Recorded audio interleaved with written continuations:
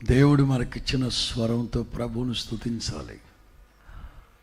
నా సంగతి మీకు తెలుసు.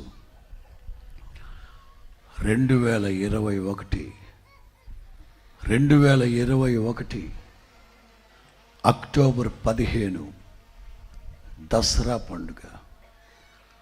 ఆ రోజున ఉదయం 9 గంటల నుంచి సాయంకాలం 3 గంటల వరకు కృష్ణా జిల్లాలో ఉపవాస ప్రార్థన. 12 గంటలకు నాకు మైక్ ఇచ్చారు. 3 గంటలు వాక్యం చెప్పాను. 2.5 గంట వాక్యం చెప్పిన తర్వాత కరెంటు పోయింది. 1000 మంది ఉన్నారు.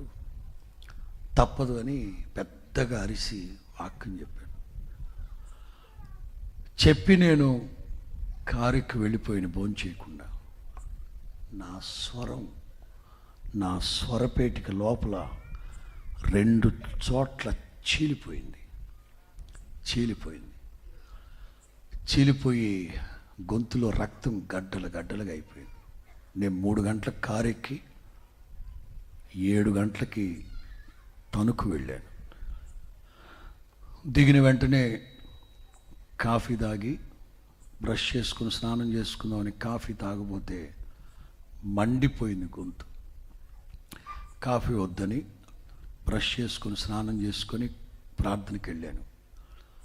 పాట పాడదామని మైక్ తీసుకుంటే గొంతు ఇబ్బందిగా ఉంది, కానీ పాడాలి అని పాడాను. గాయమయ్యి 2 చోట్ల గాయమయ్యి రక్తం గడ్డలు ఇంకొంచెం అరిసేసరికి ఇంకొంచెం చిరిగిపోయింది స్వరం. అప్పుడు మీకు తెలుసు, అక్టోబర్, నవంబర్, డిసెంబర్, జనవరి కొత్త సంవత్సరం పాట కూడా చాలా ఇబ్బందిగా పాడాను. ఫిబ్రవరి మెయిన్ ఆల్బమ్. అప్పట్లో చాలామంది నా మీద ఉన్న అభిమానంతో యూట్యూబ్లో పోస్టులు కూడా పెట్టారు. గొంతు క్యాన్సర్ వచ్చి చచ్చిపోయాడు.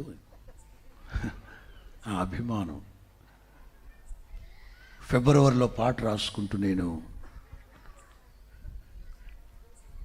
బైబిల్లో పోగొట్టుకున్నవి మరలా తిరిగి దేవుని బిడ్డలు పొందుకున్నారు. అవును కదా.